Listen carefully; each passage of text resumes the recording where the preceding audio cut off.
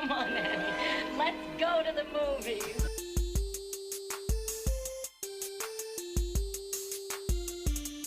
This is the Cinereelists, episode 514. My name is Kyle. My name is James. And my name is Zach. And we're here to talk about movies, movie lists, and movie obsession for the next hour or so. Welcome, guys. That Thanks, man. sounded like a question mark at the end of that welcome. Welcome. Are you happy to be here? Wasn't as definitive and confident as normal, Kyle. I don't know what's Kyle, going on. I was really hoping you'd have some amazing Shakespearean soliloquy to start the show, but instead, just nothing. Yeah. I did memorize the Mercutio Queen Mab speech in 9th grade. Let's hear it. And all I got for you is doth Queen Mab ... All right. You could have I started with memorized that. Remember it. I had the to be or not to be probably in middle school. You just memorized that for fun, though. Yeah. Yeah, My- it just happened that you needed to say it in class. No, I didn't do it for class. For class, I did Ladle Rat Rotten Hut. Did what? Ladle Rat Rotten Hut? From which play? It's not from a play. In 8th grade, we had to memorize something. And so I memorized the story of Ladle Rat Rotten Hut. Oh, okay. We had to memorize Shakespeare specific. Oh, did you? In the Old English and all that stuff. Yeah, like verbatim. And Not I'm the sure my delivery was impeccable. Oh, I bet it was good. James, what about you? You memorize any Shakespeare? No. I was never forced to do that, and I definitely wasn't volunteering to do it. So, no. My dad told me that everyone should know at least one monologue From Shakespeare? No, just doesn't have to be Shakespeare. Just everyone should have a memorized monologue of something. I definitely did that. I mean, in high school, I was on the forensics team, which is basically the debate team. But the reason why I was forensics is because it's not only debate, it's also like there were some categories that were more crime like solving. Yeah, say that again. No, Crime not solving. crime solving. I don't know why there's like a crossover between those worlds around that word, but it was like half debate and half performance, like stage performance, but like not with sets and big plays. Like the most performance-y it got, I'm forgetting the category. There were 2 or 3. One of the categories was you literally had a monologue. It was just you in front of the other people you were competing against and a couple judges in each round, and you would stand up for 5 minutes and give a monologue from whatever creative piece you wanted to use. And then the other one was called duo, where it's basically the exact same thing, except it's you and another person. And I did duo for like 2 years and was decent at it. And it was fun. Nice, James. I wish I had like video of that to show you guys. don't? Because I'd probably be really embarrassed because my memory of it is that I was really good. And we would do okay at tournaments. Like we would regularly come in like 4th, 5th, 6th. I think once we came in 3rd. But you're talking about some tournaments that would have 40 duos. So 40 teams of 2. So there were, if you could place in the top 10, you were in the zone of being able to place type of thing. And went through 2 partners, and the play that, or the scene from the play that did very well was basically like these 2 guys who were in the middle of a war, and they were like in between battles, like in the foxhole, and they were discussing what they were going to do after the war. The spin on it was me and a girl from my class. So she was playing a male part, and I was playing a male part as well. And it was, if not to brag, pretty good. I mean, at least 5th, 6th place worthy. Yeah. The weird part is with duo, you weren't allowed to look at the other person. So you're like standing on the stage and staring at the audience, but you were acting to the person who was standing 2 feet next to you. And they were also staring at the audience. So it was odd in that way. and she was better than I was. That's probably why we did as well as we did. And then senior year, I flipped completely to Lincoln Douglas debate, which I actually did better in. Now, what does that mean exactly? Like, you have to debate for 4 hours? Uh, I don't want to get too in the weeds about Lincoln Douglas debate, but there's, Lincoln and Douglas debated. Yes. If you know Yes. U.S. history, and they put a specific format to their debates, and that format was carried over into these debate tournaments hundreds of years later. Hundreds of years later, and it's a value-based debate. So it's like somebody makes a statement that can't really be proven positively or negatively, but you could have arguments as to the positive effects or the negative effects, whatever. And so one Okay. side is forced to prove the statement and the other side is forced to negate the statement. And there's like time limits and rounds, and each session took 30 to 40 minutes. And that one was fun because it was a lot of make 'em up stuff. Because in the moment, like, you basically have to negate anything your opponent says, whether you know how to negate it or not. And so in the moment, you have to come up with reasons why they're wrong. And so I was not very good at making my initial case and very good at making sure I negated every point the other person had, which makes it harder for them to, in their next round, come back because they have to defend all of those points and also attack mine. And I would just overload people to the point where they would forget about my points. And then if you forget about them, you concede them. James, this is why in our debates that no matter what, you just never give an inch. Probably. That's Yeah. probably why. Yeah. It's probably I'll be like, we why. can agree the sky is blue, right? And you're like, well, it's maybe blue. Oh, absolutely. We would go through drills where people would say things like that. And then it would be like, they would make a statement like that. The sky is blue. And then the other person would say all the reasons why it's blue. And now you, as the other side, have to now do 4 minutes on why it's not blue.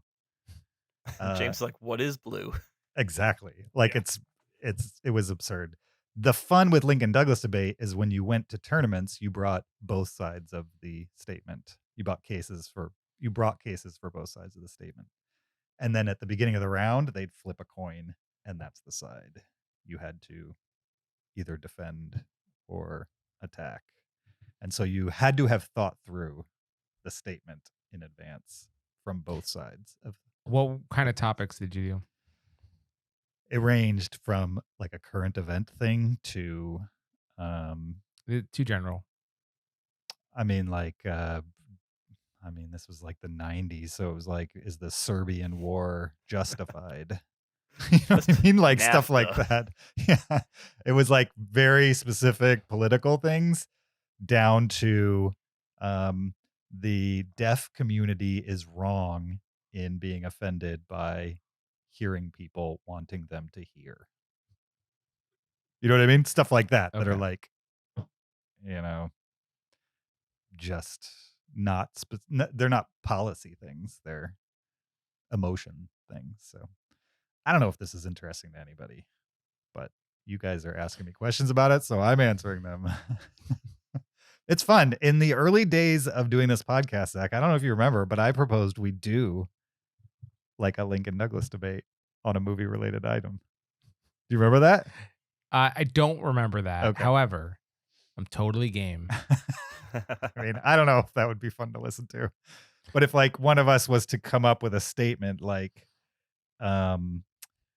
George Lucas, this is very base, but George Lucas is a better filmmaker than Steven Spielberg. And then we flip the coin, each make our case and follow the structure of a Lincoln Douglas debate. I'd be curious if that would be interesting at all. I don't know. Sure. I don't know. There's an easy way to find out. Hey guys at Cinereelists.com. If you really want to hear us debate formally a topic, just let us know. And we may or may not make it happen. Feel free to suggest topics too. Right. So that we don't have to talk about George Lucas for an hour. Sure. Well, I only debate things I know. So The greatest American director. sure. I mean, we haven't done it structurally, but certainly there have been arguments about directors. Oh yeah, Roland- and there's Ro- plenty of Roland debates on Emmerich. this show. Yeah, Roland Emmerich comes to mind for sure. Never heard of him. That would be one that we informally debated. Is Roland Emmerich a weird director?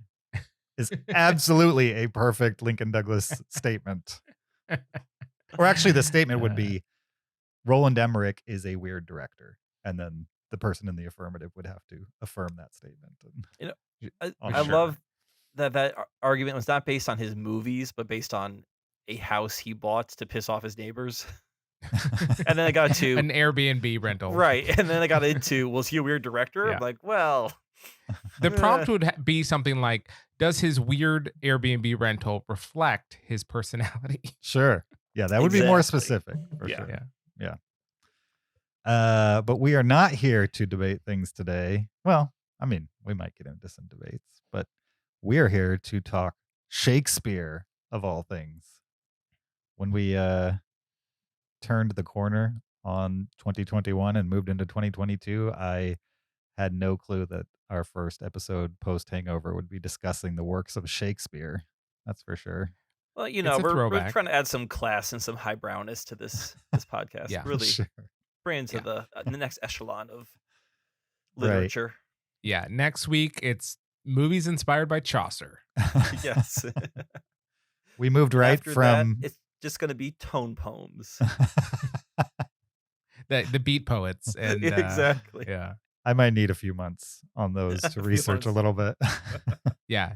Just read Howl and you're all good. Right. I like that we moved from horse kicks tree, farts on dogs, then runs away to Shakespeare from one episode to the other. If you read or watch Shakespeare, there's a lot of that in Shakespeare. He's pretty bawdy. I mean, it'd be like, whilst thy steed make contact with thine tree, said flatulence then leaves thine rear. And I don't know how it goes from there. And the canine of the night doth howl away into the sunset. Sure. What's your experience with Shakespeare? I have no clue what you guys like. What's the other than memorizing, random passages? Are you guys fans of Shakespeare? Is it just a thing, a thing that's you're aware of, or what? What are we looking at? I'm a fan of Shakespeare. Mm-hmm. I enjoyed doing like Shakespeare units in high school and all that kind of stuff. When I went to England, I made a point to go to the Globe Theater and see a Shakespeare play at the Globe, which was his theater. I mean, it had to be reconstructed or whatever, but that was really cool. My dad was a stage actor, and so he had been in some Shakespeare plays, so I had some interest from that. And so I would say I like Shakespeare. I'm not an expert, and it's certainly not super accessible to me on the page. But when it's well acted, I think it comes alive. See, that's interesting, Zach, because I found, and we can get more into this, get to the movie, I enjoy reading Shakespeare more than listening to Shakespeare. Okay. And I think some of that just has to be because Shakespeare is so dense and so wordy. It's sometimes a processing thing. I gotcha. For me, it's much more of a vibe thing. Yeah, no, I get it. I Because get it. it's this older language, to see it acted definitely breathes life into it for me. So I did all I don't even know if kids study Shakespeare anymore, but like when we were in school, we did Shakespeare through middle school and high school and read Romeo and Juliet, read Hamlet, read Macbeth. I think those are the big three. I've seen a couple stage adaptations of Shakespeare plays and obviously movie adaptations, and I appreciate Shakespeare. I think I enjoy the story structures themselves, like the plotting of the stories, more than maybe what's exactly on the page. I mean, that's about the only thing I appreciate about it, to be honest. The heavy old English, it's definitely an impediment for me. It is tough for a lot of people. It's rough. I don't think it's Old English, technically. Whatever it is, it's brutal. I've heard it described as Old English, so I- James not the first. He could be right. I'm just double checking. I too went to the Globe Theater when I was in England. Did not see a play there, but it was cool to see. It was neat. You know, it's one of the things you do when you're there. Shakespeare is written in early modern English. Mm. Beowulf is Old English. And if you've ever tried to read Beowulf, it's hard. Never Well, tried. that's next week's episode, Zach, so don't give it away.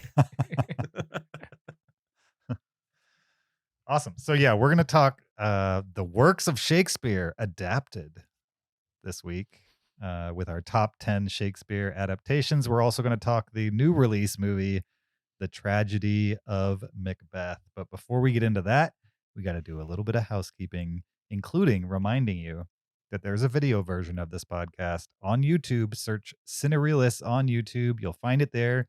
You can watch us while you listen over there. You could support us on Patreon at patreon.com/Cinereelists. Support the podcast, get extra after show audio. You could leave us an Apple podcast review, 5 stars only. That also helps the podcast. Or you can send us a listener email to heyguys@cinereelists.com, REEL with an S on the end. Send us a comment, a question, a list suggestion, a movie suggestion. We've gotten some emails in this past week that we will be discussing next week as kind of like a big section of the podcast. And so if you want to get in on that and you have a question for us or you have a movie recommendation for us, you should send it in this week because we're definitely going to be talking listener emails right at the beginning of the next episode. So get it in. You guys ready to talk Shakespeare? Yes. Let's do it. Thine will brings it. Okay. I don't know. I'm trying, guys. Sure. Yeah. You're trying. That's for sure. The first thing we're going to talk about this week is our major motion picture of the week that we're going to discuss. It's The Tragedy of Macbeth, which is available now on Apple TV. We're going to get into it right after this clip. Of all men else I have avoided thee, but get thee back. My soul is too much charged with blood of thine already. I have no words. My voice is in my sword. Let fall thy blade on vulnerable crest. I bear a charmed life which must not yield to one a woman born. Spare thy charm. And let the angel whom thou still hast served tell thee Macduff was from his mother's womb untimely ripped. Accursed be thy tongue that tells me so. I will not fight with thee. Then yield thee, coward. I will not yield. Kiss the ground before young Malcolm's feet and to be baited with a rabble's curse. Though Burnham would be come to Dunsinane, and thou oppose, being not of woman born, yet I will try the last. Lay on, Macduff. And damn be him that first cries, hold enough.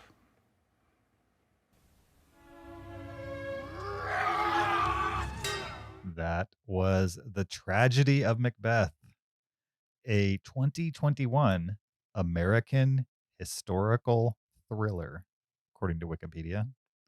This was directed by Joel Cohen, based on the play Macbeth by William Shakespeare, starring Denzel Washington, Frances McDormand, Bertie Carvel, Alex Hassel, Corey Hawkins, Harry Melling, and Brendan Gleeson, amongst others. The official IMDb plot synopsis for The Tragedy of Macbeth is: a Scottish lord becomes convinced by a trio of witches that he will become the next king of Scotland, and his ambitious wife supports him in his plans of seizing power. Yes. That is a great description. That is Macbeth. Yeah. So, much ink, I would say, has been spilled about this movie. It's hit a lot of top 10 lists. None of us got to see it before we made our top 20 lists of 2021, but we were able to catch up with it this week upon its release. And yeah, I guess the big question is, would it have cracked your top 20 before we get into the nitty gritty? would it have cracked your top 20? Would it have mattered? No, not for me. Zach? For me, undoubtedly. Okay. Wait, Interesting. and James, I'm gonna guess for you, no, not your top 20 either. I think it's going in. really liked it, but probably not my top 20. Oh, okay. My prediction was that Zach was gonna really like this, and James and I were gonna be meh about it. And I think my prediction's wrong already. I'm probably between you two, I would guess, but we haven't Okay. really gotten into it. So we Kyle, haven't, no. what was your experience with the tragedy of Macbeth? Well, since I kind of led with my thoughts, I'm going to just jump right into it. Mm-hmm. I was kind of mixed on this movie, and I never fully got into it. Mm-hmm. I never got fully pulled into it, and I felt like I was watching a stage play. And I think a big part of that is the setting. This movie, well, hold on. Like it felt like I was watching a film stage play at many points because this movie is so minimalist in its design. Yeah. Right. On top of that, like I mentioned earlier, for me, Shakespeare is very dense, very wordy, and just listening to it, I need something else to draw me in. Like Zach, whether it's incredible acting or there's something visually going on or something's over the top is happening. And this was a little too staid for me, I guess, to really draw me into it. Where I was hearing the words and I was seeing people recite the lines, and some were doing them pretty well, but I felt like no one really fully went there, especially not Denzel Washington. I thought he was kind of ho-hum through the whole thing. Frances McDormand was better, and then Catherine Hunter, who played the witch, was probably the best performance of it, the whole movie. But I don't know, the whole time, I know it's gonna happen. I know the story. I know some of the monologues, and I just felt like I was just waiting for things to happen, and I was never fully immersed or pulled into this movie. Interesting. Why don't I go next since I'm Okay. the middling one? It sounds like Zach's probably going to love this movie. So I would say that I don't necessarily disagree with most of what you said, Kyle, with the exception of Denzel Washington. Like I think Okay. the absence of Denzel Washington in this would have the movie would have suffered if it wasn't him playing the title role, because I think he gets to go full Denzel, I would say, but in like a really strange environment. Like, when does he go full Denzel? I'm talking about like the hubris. When he sees the ghost? Yeah, the hubris, Okay. the boastfulness, the pride type of thing. Like what's that what's the famous monologue? Like that's pride effing with you, or whatever it is. Oh, not the Shakespeare monologue. Oh, no, yeah, no, the not famous Shakespeare not monologue. That's Shakespeare. pride. That's Tomorrow pride. and Tomorrow. Training Day or something like that. Yeah, I don't remember what Training movie Day. that's from, but like Denzel can be a guy with just a ridiculous amount of I don't know, machismo, intensity. He does it occasionally in Fences as well, which is also a play adaptation. I mean, you can point to even his like lesser known movies. There's always like a Denzel moment in them where you're like, oh yeah, this is why Denzel is a movie star. Certainly he's an attractive man, but he also can act his way out of anything, basically, even if it's not a great movie. And I think, not that I don't think Tragedy of Macbeth isn't a great movie, I just think without his presence in it, I can't imagine somebody else doing what he did in this movie. Frances McDormand was good as well. She has less to do, I would say. The witches were the highlight as well. Like you mentioned, like the witches themselves, the physicality of that performance were my favorite in the film, but they're also sparse throughout the film. And as much as the dialogue turned me off, all the things that surrounded the dialogue kept me in it. So, And that's what I was missing. I I wasn't being drawn in by what was happening aside from the dialogue. Sure. Yeah, the performances, the presentation of the visuals, all of that helped me not turn off from the movie. And I wish I wasn't starting from that position because then I think I could probably appreciate it even more. Maybe on rewatch I will. I'll also caveat that, like, certainly I know the basics of Macbeth, but I've never watched a movie called Macbeth. I've never seen the play performed in front of me. Everything I know about Macbeth was just absorbed through pop culture and things like that. And so this is my first experience seeing something that I guess represents what Macbeth is from beginning to end. And so that helped as well, just because most of it I didn't know where the twists and turns were going to come specifically. And it was fun when they finally got to the stuff that, the dialogue that that Macbeth is famous for, that you hear even if you've never seen Macbeth performed. And yeah, so that's where it sat with me. I enjoyed it, and maybe on rewatch it'll go up even more because I won't be as distracted by just trying to figure out by action what was happening, because by dialogue, forget it. How'd you feel, Zach? Okay, well, I've been branded as the guy that probably really liked this movie. Sure. And it is a fair brand because I really liked this movie a ton. I'll get into some specifics of why. First, so it's a Joel Cohen film. Mhm. And I'm not a Cohen brothers fanboy at all. A good half their movies I kind of actively hate. But about half their movies I actually really connect with. And so this just goes in the pile of movies that I really connected with. I'll start visually. Visually, I thought this movie was just great. It was shot in black and white, and the whole thing was in this just rich contrast black and white. But like Kyle said, it was filmed in a very mannerly way where the sets were pretty minimalistic. To me, it did not feel like it was on a stage. Everything felt infinite. So like if there was a background, it just felt like it went on forever, like white into a white void. If it was a castle wall, you felt like it was 3 miles tall.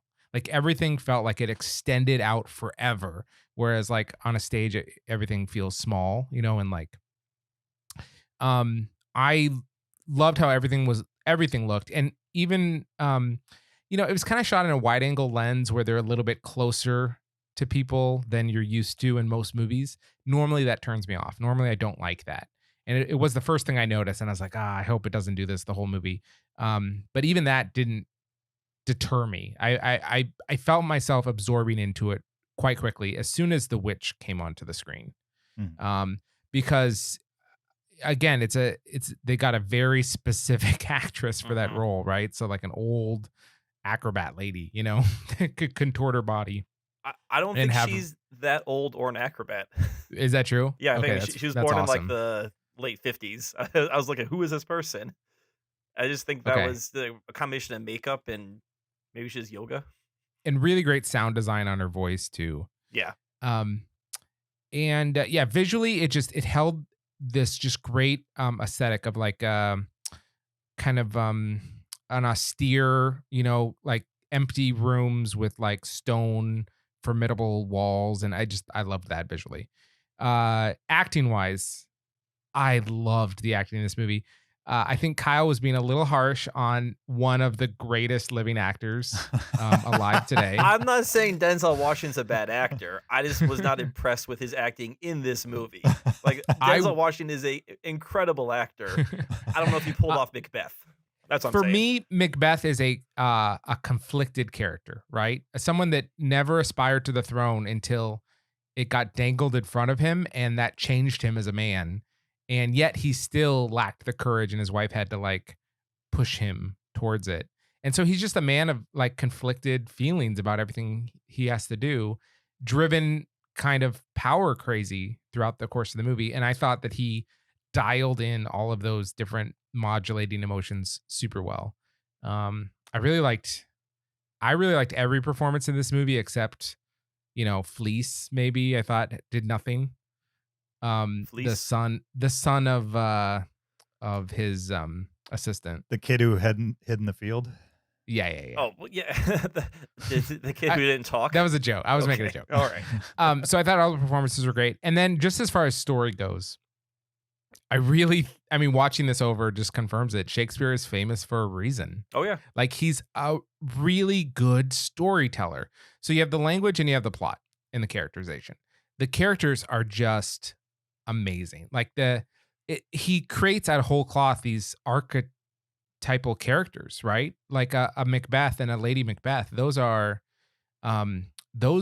instantly creating a trope that like are one of the 8 great characters, and plot wise, I loved it. This is one of his shortest plays. I think it's his shortest tragedy. I think it's half the length of Hamlet. And so it's pretty fast paced, like it gets to it real quick, and I appreciate that about it. And then as far as the language goes, I think for whatever reason, I felt like I was following along pretty well with the dialogue. I like the way that he talks because I don't think it's necessarily inaccessible when it's acted well. I think that really what he's doing is he just takes 23 words to say something that we would say in 4. Exactly. And I think that helps you follow along, right? Like if you miss, 7 words, by the time he gets to 23, you're like, okay, I get what they're talking about. They're saying hello, And so you have to know which 7 of those 23 are important. So I really kind of luxuriated in the language. I thought it was just fun to spend time with, and he's so well spoken. It's crazy. So anyway, yeah, I really like the movie. Yeah, I think the difference is I would never sit down to watch a foreign film and not turn on the subtitles and expect that like all the action is going to get me through. And in this movie, it's not a foreign language, and yet it's not how people speak English. And so the barrier to entry there is you either spend your time finding the plot in the words that you recognize, which probably aren't even in the order you recognize, and try to cut all the fat, right? In real time, you're like trying to absorb how the sentences are structured. You're trying to absorb the words that make sense to you and put them in an order in which a modern way that they would have been spoken. And that is a lot of heavy lifting for me. Yeah. And I imagine a lot of heavy lifting for a lot of people. And if this is part of the reason why when we get into our like top 10 Shakespeare adaptations, none of them are like straight Shakespeare plays, because I've seen a couple of them. They annoy me. And most of them don't have the extra elements that this has, with the great acting and the interesting visual presentation and things that can get you through. I think that's the most interesting thing. And the only reason I'd want to rewatch this movie is to watch it knowing the basic plot and not having to worry about the words that are spoken at all, and just absorbing all the extra things that the movie brought to the table, compared to like imagine if what's the Lin-Manuel Miranda play that was on Disney Plus that they In the Heights? No, the one before that, his The one famous before that. one about the Technically Hamilton. Hamilton? Jeez. after that. Yeah, Hamilton. Like if Hamilton was in this language, right? Instead of like the language it's in. And there's no way it would be as popular. It just wouldn't. And that's part of the problem with Shakespeare today, right? Is the language means it'll never, like even this movie, there are some people that won't get to the 10th minute in because the language is James, I brutal. get what you're saying, but Shakespeare plays in our era are not hurting. People still go see Shakespeare. Sure, they go to see Shakespeare because it's Shakespeare. They go see Shakespeare because it's good, not Right. because like they feel like an obligation to go. For me, when I'm when I'm reading a Shakespeare play, I am constantly just like, okay, so what is this? What does this reference mean? What does this word mean? And I'm looking to the other side of the page where it like gives a little Has little description of what it is. definitions. Yeah, Yeah. you know? Yep. And so for me, reading Shakespeare is a lot of like mental work.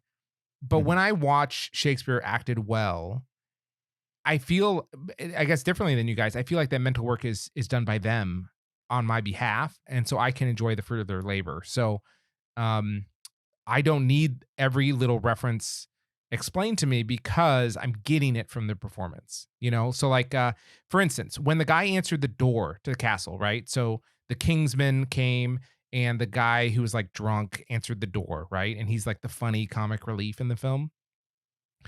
Pretty much everything he said was not how we talk or what we talk about, or, you know, he's making allusions and metaphors that like just go way over our heads. But you absolutely know what he's talking about because of how he's saying it and how he's acting it.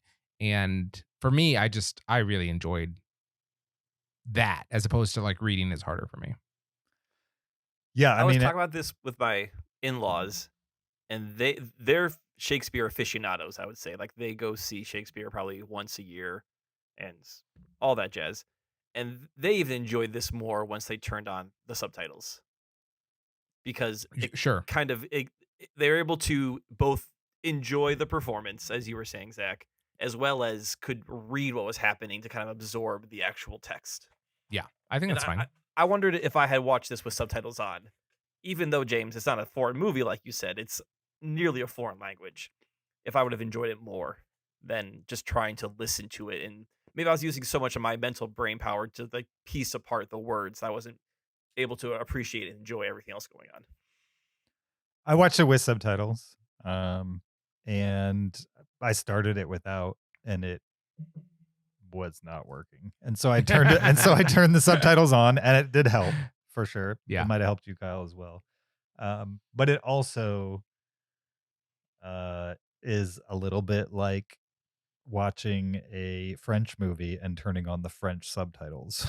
You know what I mean? It's like I don't speak French. So it's going to help a little bit because there's a few words in French that are similar to English words, but it's not the same language. And so there was a little bit of that going on. I think Shakespeare's influence in our culture, our storytelling is undeniable. You know what I mean? I think he was really great. I think he was, I think he is Shakespeare for a reason, obviously.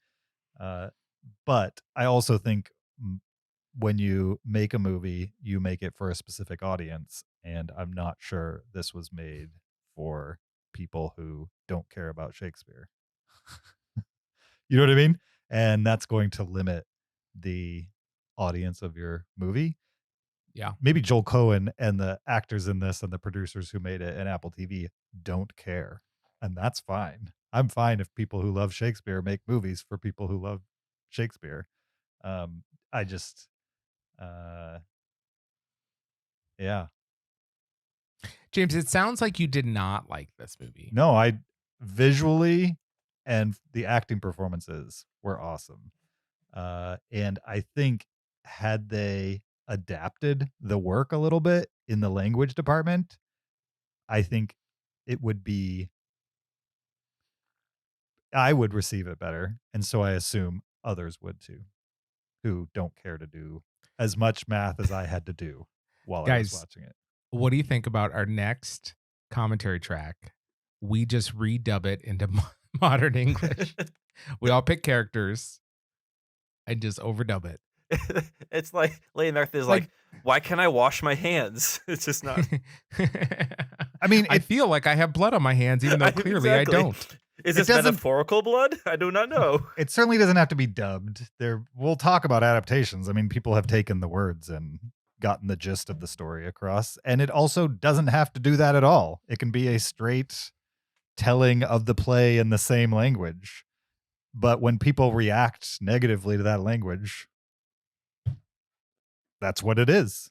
You know what I mean? And so, what did you guys think about the plot? The plot? Yeah, it's Macbeth. Yeah, I mean, the plot. Yeah. I don't know. Like it was as expected. Actually, no, I do have some thoughts on that. So I know it's being a little jokey at first there. I mean, plot wise, it's Macbeth. Like, I don't think they really changed anything. But the one interpretation that I saw that was different, usually, in my experience, Lady Macbeth is the driver behind everything. Like, she's the one who gets Macbeth, to ascend to the throne, but then kind of keeps him paranoid throughout the story. And in this, it felt like she was trying to kind of put the reins on him. Like, she got the ball rolling, but then she was the one of like, all right, you're king, let's be cool. And it was more the Macbeth character who was delving into his own paranoia instead of her kind of whispering and making him paranoid. So I thought that was kind of a different interpretation of the character, especially for Lady Macbeth. I guess we should say spoilers for Macbeth. Yeah. Okay. I mean, I know it's a very well-known story, but like I said, I hadn't seen like a to B or A to Z telling of it in one sitting. That's what I'm asking. So James, like for you who were not intimately familiar with the story of Macbeth, getting to see the plot out, what did you think of the storyline? I mean, it's a darn good story, right? It was interesting. I mean, yeah, I mean, on paper, I think it's a little simple, but it's also like one of the first times that story's written, right? And so it's like it makes sense. And I'm curious. I could see how people could get attached to these stories because they're stories of betrayal and greed and lots of, common human themes that most stories are based on. And I could see how you could take those story elements and be a fan of seeing various actors perform the same role, right? Like I could see if you told me that Tom Cruise also starred in an adaptation of Macbeth, I'd be curious to watch that just to see what his version looks like compared to what Denzel Washington did with it, right? Like I could see how Shakespeare heads could get into that idea of seeing multiple performances of the same work. They're called shakies. Shakies, all right? Yeah. Like Trekkies, but for Shakespeare. Yeah, I'm not sure I'm answering your question. Yes, I liked the story. I mean, Zach, what did you think? What was the story you were expecting? Was it true to Macbeth? Yeah. What I'm saying is, let's just take a breath and say this movie's plot is great, right? Yeah. Oh, yeah. Like it doesn't just we can ignore the fact that it's a great story because it's an adaptation of Shakespeare. It is an adaptation of Shakespeare. So like this is its story and the story is awesome. The characters are awesome. I think it's hard to, because this movie is Shakespeare text on screen, it's hard to see this as just a movie because the actual dialogue is Shakespeare itself. That's when you're seeing the stage adaptation into a movie, but what are we changing here? What are we adapting? And besides like the visual style, as you mentioned, Zach, there's not a lot of adapting going on. Yeah, and that's what I would assume as somebody who has never seen the play acted live. Right. Yeah. So I guess that's why I'm not reviewing the plot because it's Macbeth. So I know what I knew the plot. I wasn't like, oh my goodness, and then what happened? But have you ever seen a Macbeth? Yeah, there's one on my list later. It's not a straight word for word Macbeth. I think you've seen it too, Zach. I think it's on my list. Okay. When you ask me like, did I like the plot, and maybe my reaction to that is underwhelming compared to what it should be when people are discussing classic historical, works of art like a play like Macbeth. I mean, I'd rather watch Lord of the Rings. I like the plot of that much better, and I think it swims in the same categories, and it came much later because Shakespeare popularized this format first. You know what I mean? And so when you ask me, do I like the plot? I mean, it's a simple plot that's been re-engineered over and over and over again. And I don't know. that's its genius. To me, it's just like this good guy gets a bug in his ear from these meddling witches, and he becomes consumed by it. I think that's, I don't know, super interesting. And he feels this level of like invincibility because of what the witches have told him. Like, they basically say you can't be killed by anyone born of a woman, you know? And so like in that last fight where he's going one-on-one, not the very last fight, but the second to last fight where he's going one-on-one inside the castle, he's basically like, he doesn't even try for most of the fight because he's just like, you can't touch me. And I love that confidence in the same predictions that bring him down. I mean, I might have the order wrong. Tell me if I do. But at the beginning of the movie, he gets bonused by the king because he had a great war or something like that. He won a battle. But he feels jaded by the bonus he got when he leaves. And then the witches show up and start speaking into his ear, right? No, the witches talk to him before he gets to the king. Okay. Because I'm curious to know if Macbeth already had a bent to be a little jaded. He didn't. No, he didn't. It wasn't on his mind. The witches put it in his ear and he dismissed it. He's like, well, that's silly. And then he hears, oh, the first part of the prediction is going to come true. And then he's like, whoa, wait a second. So maybe I will be king. Maybe the second prediction is going to be true too. And that just starts the ball rolling. Right, because the witch refers to him as Thane of another land. Like Cowley or Crawley or something like that. Which he's like, I'm not Thane of that. And then he's like, oh, wait a minute. But but then there's also Lady Macbeth, who's pushing him, at least initially, to pursue his destiny also. Yeah. And I thought she was the perfect actress for that role. I really enjoyed Frances McDormand's performance. Yeah, I thought the vast majority of the cast was great. I didn't have an issue even of the like lesser players. It's just they did what they needed to do in the movie. The visuals though are like go hand in hand with the excellent acting. Like it was really. I have this screensaver that plays on my TV that shows stills from movies. While I was watching it, I was like, "Oh yeah, this could be a still on my TV." Dude, hook me up. What are you doing? I mean, you have to have a Chromecast for this. You don't do Chromecast for some reason. No, I don't know why. Chromecast. No. Chromecast is the worst of them all. Compared to what? Apple TV, the best. Oh. It's not an Apple TV. It's not trying to be an Apple TV. So, is this a Coen Brothers first A24 movie? Yes. I thought that was interesting that this is A24. It's also not a Coen Brothers movie. Okay, a Coen. My apologies. It's a Coen bro. A Coen bro. Like there's still not an A24 Coen Brothers movie. There's an A24 Joel Cohen movie. So that's what I'm saying. This is the first time a Coen brother, yes, either singular or together, has made an A24 movie. Yes. Okay. That's what I'm trying to clarify. Okay. And I assumed that some of the visuals were, I don't know, influenced by the pandemic, and that's why they were so sparse and why it kind of seemed like they could space characters out easily.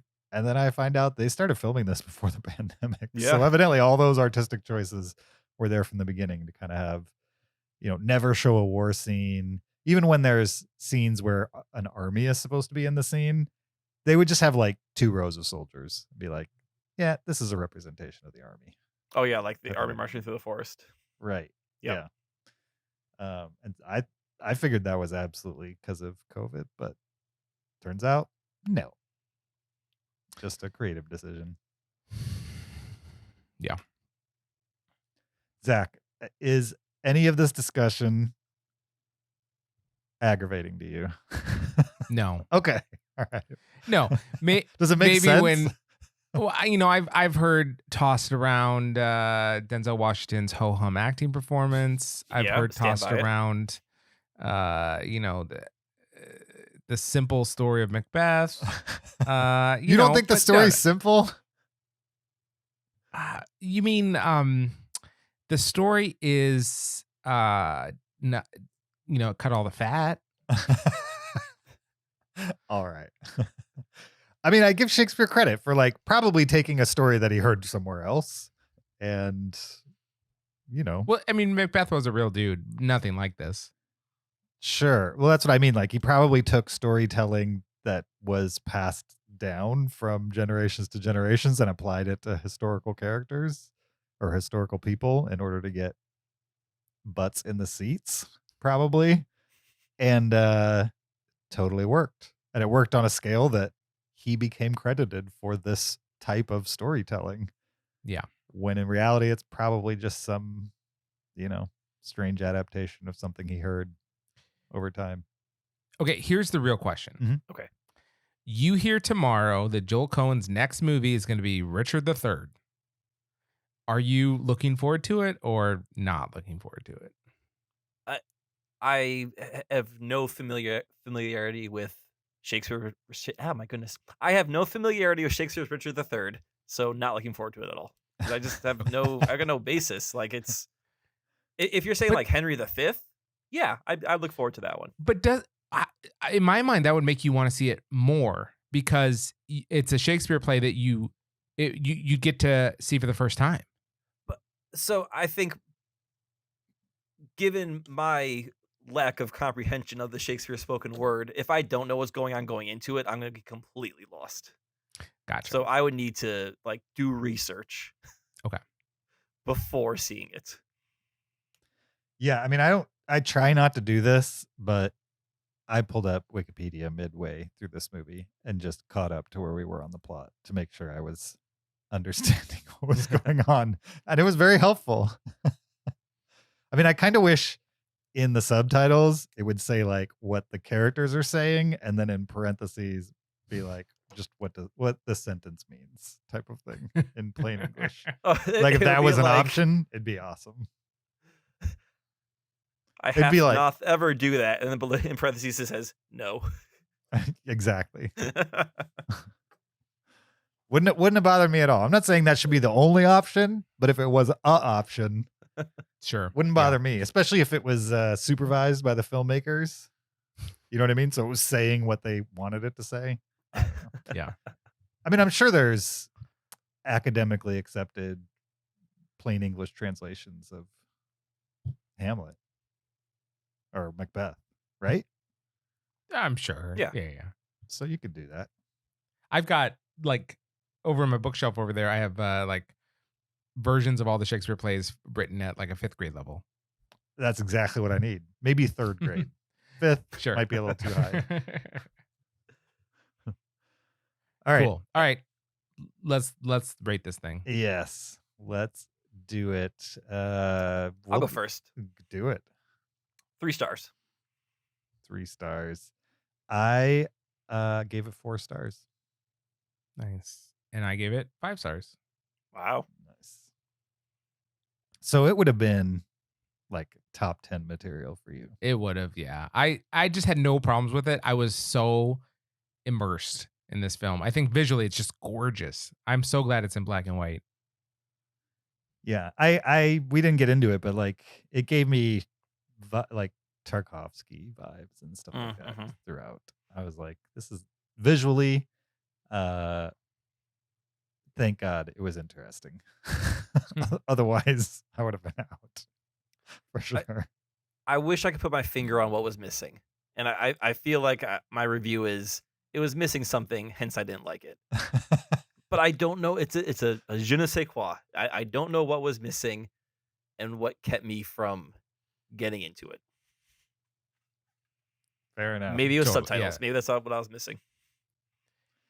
Yeah, no, that's fine. So a 3, a 4, and a 5 Yeah. for Some people are Mozart people and some people are Salieri's. That's all right. No, You're a Salieri person. totally a Mozart person.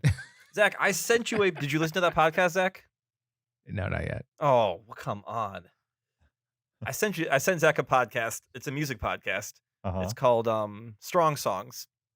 And it's a musician who takes like popular, like rock songs and pop music and whatnot. And he breaks them down. Like he talks about like, here's the chord structure and here's, this section, that section, the bridge and everything. And I was like, Zach, this is how I hear music. Like, if you want to know how my brain works when I listen to music, listen to this podcast, because how this guy talks about music is how my brain processes it. So Interesting. yeah, it was like, oh, this is a window into my mind. Which I'm totally interested in and plan on doing. Yeah. Road to hell, Zach. But not that interested. Not that interested. Well, he could certainly meet me halfway if he wanted to. Who could? What was the subject of that particular episode you sent me? Oh, no, it was a metal song. Yeah, it was a metal song. Yeah, but he couldn't have picked an episode that as music that I'm remotely interested in. But I feel let Zach spend an hour of your time listening to someone dissect a metal song. Okay, I mean I'll do it, but I'm not rushing. Okay, I will find a better one. Maybe like Bohemian Rhapsody one. Would that be something for the masses? Sure, it's still left to center, but yeah. What about Hide and Seek, Imogen Heap? I have no idea what that is. You haven't heard that? Oh man, We're not going down this rabbit hole again. All right. Find one where they go through line by line. Call Me Maybe, and Zach will listen to it. Oh, I think I've made that podcast.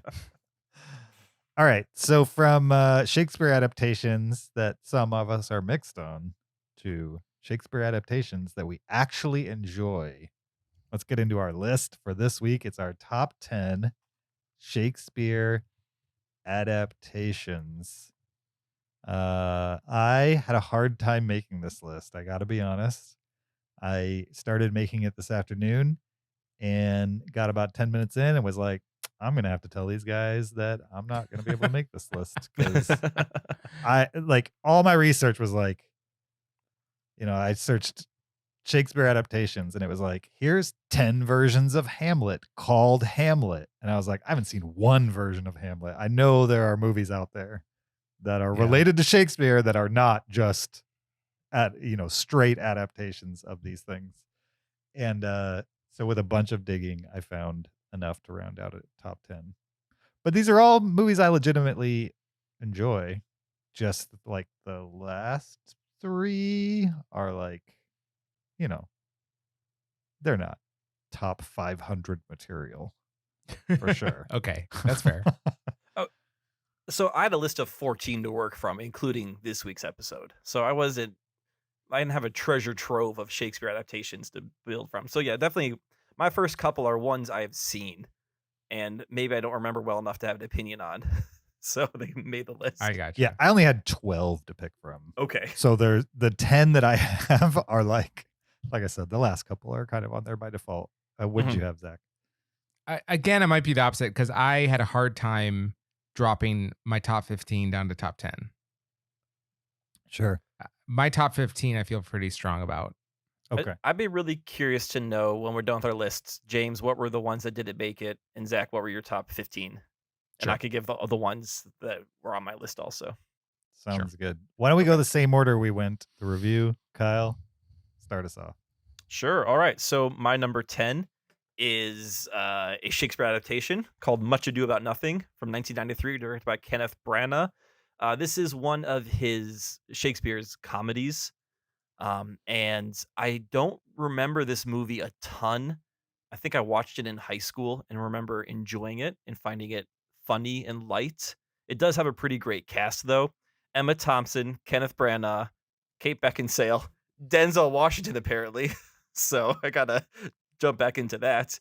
And Keanu Reeves. I do remember Keanu Reeves being in this movie. And this is back when Keanu Reeves was trying to be a serious Shakespearean style actor. He was doing this. He was doing Dracula, before Speed happened, and he kind of did a career change. Yeah, that was one that came up a bunch. Like, I think I need to watch Henry V, and I need to watch I need to watch Much Ado About Nothing, because from what my research revealed to me, those are the ones to watch. Type of thing.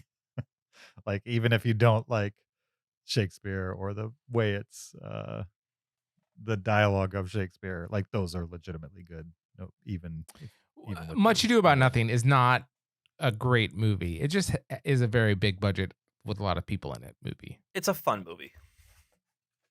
All right. Yeah. My number 10 is from the year 2000. It's an action film titled Romeo Must Die, which stars Aaliyah and Jet Li as lovers from two different gangs, basically. It's set in California, kind of moves the Romeo and Juliet story to a modern setting, and warring gangs as opposed to warring families. And, Jet Li's obviously the Romeo character, and Aaliyah's the Juliet character. And it's basically just a vehicle for Jet Li to kick butt. And it's a fun movie. I liked it. And I wish Aaliyah had not passed away.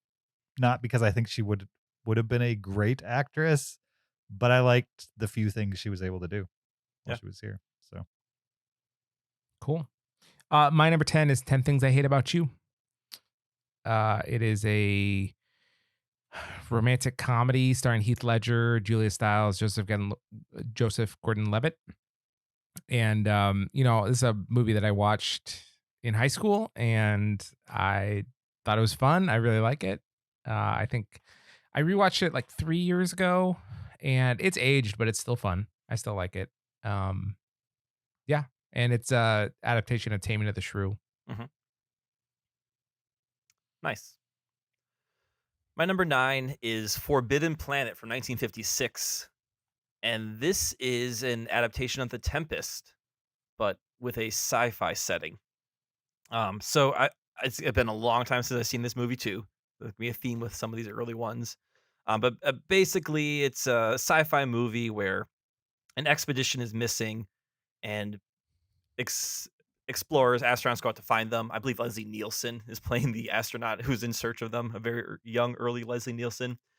And they find this man by himself with his daughter and a robot, Robbie the robot. And then things happen around that. And that's kind of the Tempest setting, where you have a man and his daughter alone on an island with their servants.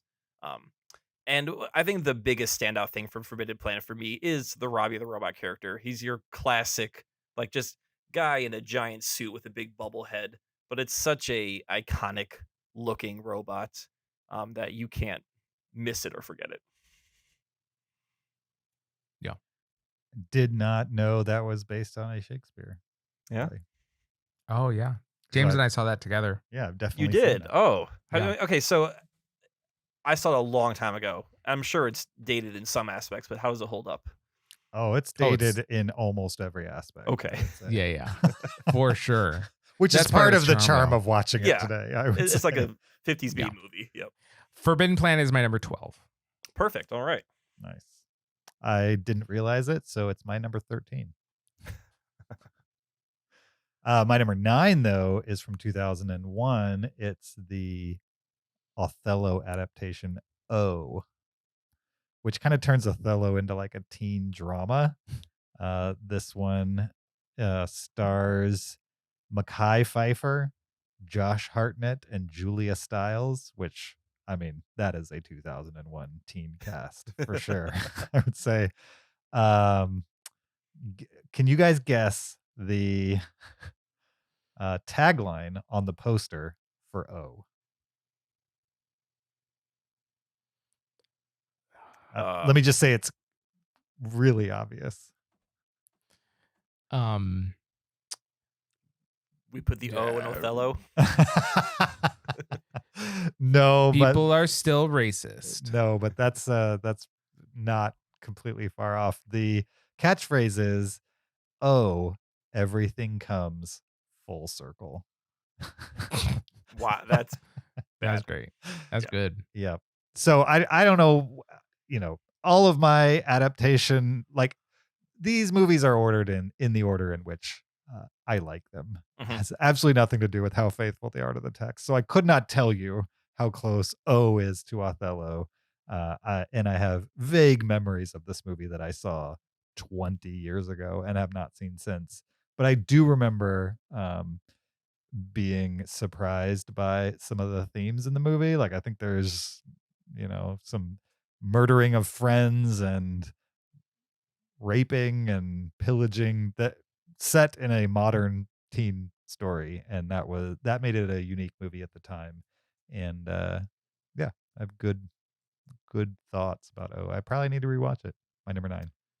Is modern pillaging also known as looting? Stealing. Stealing? Okay. Sure.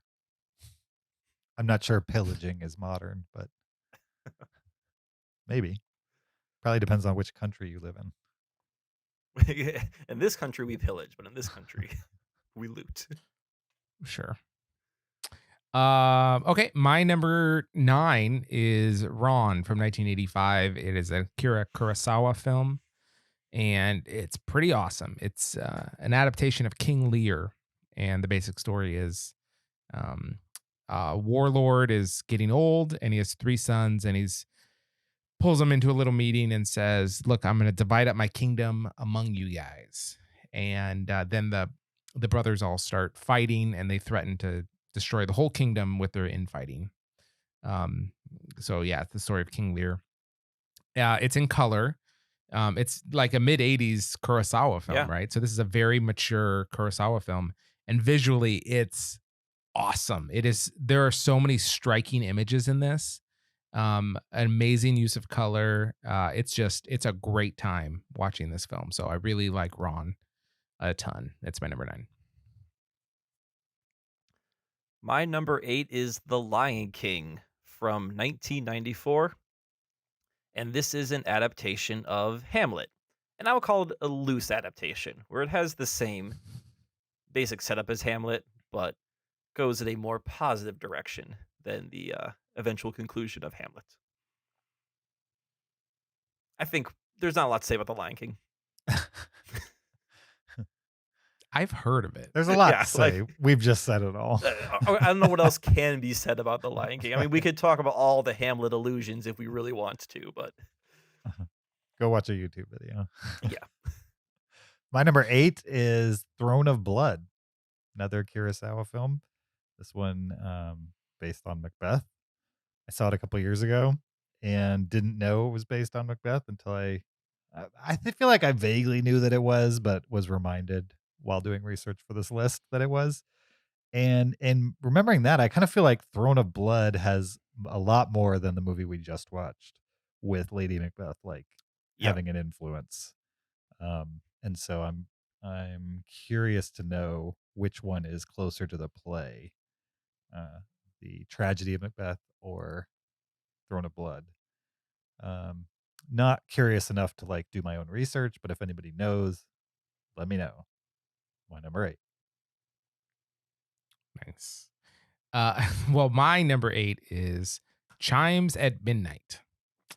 And this is a 1965 film centered around Falstaff, which is a Shakespearean character that appears in multiple plays, like Henry the Sixth, Henry the Fifth, multiple different plays. And it's directed and acted by Orson Welles. This movie's also in black and white, and I just think this one is a lot of fun, and visually it's amazing. It's really, really artistically shot while still being a fun kind of lively story. Because Falstaff, as a character, he is again one of the great characters in story writing, because he's just this jovial, large man, right? He's like the jester, but he's at the center of everything, and he's this larger than life character. Anyways, I really liked this movie. I think Orson Welles is a phenomenal director and a phenomenal actor, so it worked really well for me. So Chimes at Midnight, my number 8. That is on my watch list. Definitely want to see that, but did not get in time for this episode. My number 7 is the previously mentioned 10 Things I Hate About You from 1999.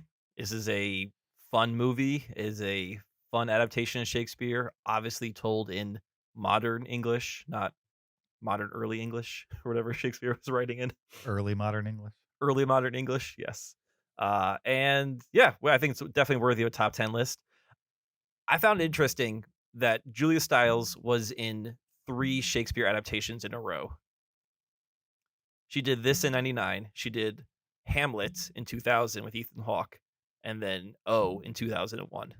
So for a while, that seemed to be like Her thing. her thing. Like, I'm just gonna be in all the Shakespeare adaptations I can be in.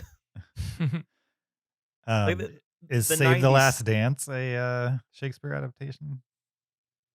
I did not see it pop up in any of my research. No, I'm kidding. I don't think it is. I'm kidding.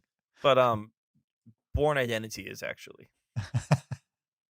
Sure it is. Yeah. My number 7 is the 1961 classic West Side Story, which is based on Romeo and Juliet and another movie that, I mean, what do you say about West Side Story? I haven't seen the new one, so that will not appear on my list. The Spielberg. Do you consider Spielberg remaking the original West Side Story, or just it's a remake, right? It's a remake of, because West Side Story started as a play, Yes. then was a motion picture. So is Spielberg just adapting the play, or is he remaking the original adaptation? I think it depends on the order of the songs, because the song order in the musical is different than the Oh, song order in the movie. So if he interesting. keeps in the musical, they sing Cool before the fight, and they sing G Officer Krupke after the fight. And one, like, Cool is like the big emotional song, and G Officer Krupke is kind of a silly song. And then the movie flips them, which makes sense. Like, you think after this big fight, you wouldn't be all like, hey, cop, leave me alone. They'd be much more like trying to keep it together. So I'd be curious to know what he does in his movie version, if he keeps the musical order or the movie order. I'm going to guess he's going to use the movie order. That's my prediction. I'm not even sure I like West Side Story, to be honest. It's just a movie that's been in my life since I was a kid. Like, my sisters watched it a bunch, and then I remember watching it in grade school, like for, I don't know. I don't remember why we even watched it, but I do remember having watched it there. And yeah, it's not one I pop in on my own, but I enjoy it. And if it's on, I'll watch it. James, did I send you Punk Side Story? That kind of rings a bell. It's basically just West Side Story, but I think you did. It's West Side Story, but a punk band's like covered all the songs. Yeah, I did. Okay. Yeah. All right. Well, for any punk fans out there, check out Punk Side Story, because it is a hoot. I can't think of a more punk word to use than a hoot. Mm-hmm. Is it my turn or James? It is your turn. Your turn, Zach. Number 7. All right. My number 7 is actually a 2021 film called The Tragedy of Macbeth. Heard of it. Oh, he got me there. I was like, what 2021 movie came out? That did get you. A little bit, yeah. Kyle? Oh, that's all you got to say about that one. I mean, we just talked Any about thoughts you have on that one, Zach? Anything you want to? It was fine. All right. My number 6 is the previously mentioned Ron by Kurosawa from 1985. Zach, I agree with everything you have to say about this movie. I just want to add that it has a couple battle scenes that are cast of thousands that are great to watch. Yeah. And a lot of blood. Yeah, it's a bloody one. Yep. Still have not seen Ron, and probably should have used this as an excuse to watch it. But I mean, just if you could watch any Kurosawa movie, that'd be great. It would be great. I agree. My number 6 is a movie from 2021, The Tragedy of Macbeth. Nice. Didn't give you that time. No. He tried. He thought about it. Okay, my number 6 is To Be or Not to Be from 1942, directed by Ernst Lubitsch. And this is about an acting troupe that is performing Hamlet that are trying to foil a German spy. And And so this is a movie made during World War II about the Nazis and World War II. And it's a comedy and it's hilarious. It is. It's from the 40s and it's so funny. And James, not in a way that would annoy you at all. I think anyone would enjoy this. It's super funny and well done, and it's just awesome. And I won't tell you who's in it because they're all just old people that you'd recognize and would not make you want to see this movie. Like Jack Benny. I don't have a problem with Jack Benny. He doesn't okay. have a weird voice like what's his name? Who? Who's a weird name? The guy who's like wow. He like has a wah wah voice. He's a comedian. Jimmy Stewart. Jimmy Stewart. Oh my goodness. That was maybe the worst Jimmy Stewart impression. I thought you were doing possible. I'm happy that it was awful. Who's Jerry's kids? Jerry what's his name? I don't know. Jerry Lewis. Jerry Lewis. Jerry I thought Lee they were doing Lewis? Jerry Lewis. Yeah. No, Jimmy Stewart. I don't like his voice. It's annoying. All right. Well, To Be or Not to Be, fantastic. That's my number 6. I wish the heck came up. I've seen that recently. For some reason, that did not come up in my research. I did not think about that. That totally would have made my list and pushed off Much Ado About Nothing. Awesome. But interesting. All right. Well, Too not on late. my list. It's too cemented. late. My number 5 is a 1996 Shakespeare adaptation. This is Romeo plus Juliet, the Baz Luhrmann one. This is starring Claire Danes, Leonardo DiCaprio, Pete Postlethwaite, a bunch of other people. This is a movie that came out when I was 13, and I remember seeing it, and for some reason I didn't like it. And I think the main reason I didn't like it was because like all the girls in my class swooned over Leonardo DiCaprio, and it was Romeo and Juliet. I'm like, well, this is dumb. I'm not gonna like this movie. So I think I went in with like I'm not gonna like it attitude, and ended up not liking it. I watched this very recently, like in the last week, with my wife, and this movie's amazing. We were watching it, and Megan described it as Shakespeare on ecstasy, which I think is totally, yeah. Yeah. I mean, this movie, I'm sure it's gonna be on some more lists here, so I won't go too much into it. I'll let you guys talk about it. But like everything in this movie is cranked up to 11. The colors, the acting, the sets, it's the cinematography. Baz Luhrmann. If we want to talk about weird directors, Baz Luhrmann's truly a weird director, but his weirdness totally works in this adaptation. Everyone's leaving everything on screen. And then I totally forgot about Harold Perrineau's Mercutio performance. Yeah, it's pretty incredible. Oh my goodness. Like that was and ahead of its time. Yeah, he was only in half the movie, and it's something else. So spoiler alert. Again, it's Romeo and Juliet. I'm spoiling a 500-year-old play. I'm just joking. Sorry, not sorry. 400. I'm glad that I rewatched this because wow, this was fun. Nice. My number 5? Yes. Fun fact. Do you know the song by Radiohead, Exit Music for a Film? Yes. James, you know that. I do. Do you know that it was written for this movie? That's why it's called Exit Music for a Film. It is the exit music for Romeo and Juliet. Really? Yeah. Interesting. It plays at the credits at the end, which works. And then I was reading some trivia, and then you always have to like fact check IMDb trivia because anyone can put it out there. But it's true. Like they wrote this song for Romeo and Juliet. That's why it's called Exit Music for a Film. Yeah, 1996 too. When did OK Computer come out? Isn't that 97? Yeah, so that they must have written that before the album version of Exit Music for a Film. I wonder if they're different. I think it's the same version. Okay. But they include on the album. Yeah. You know, I've never second guessed why that song was titled that. Yeah, I never thought about it.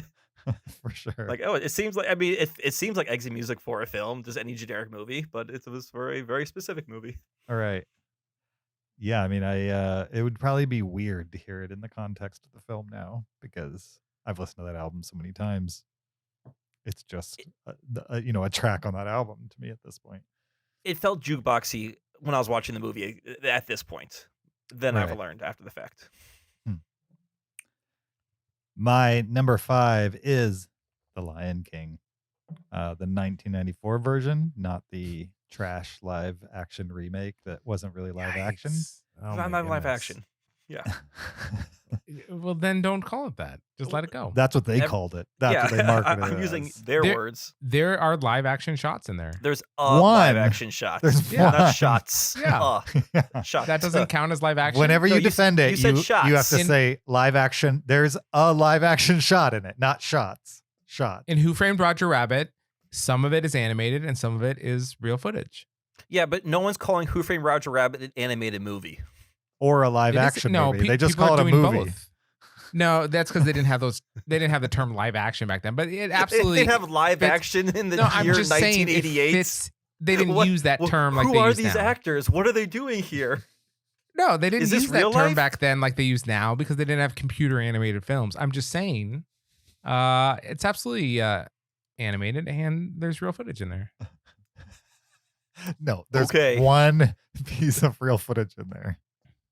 So So there's real Okay. footage in there, but that's a misleading Yeah. statement. And it also happens to be the first thing that shows up on screen is the only real footage in the movie. here's what I'm saying though.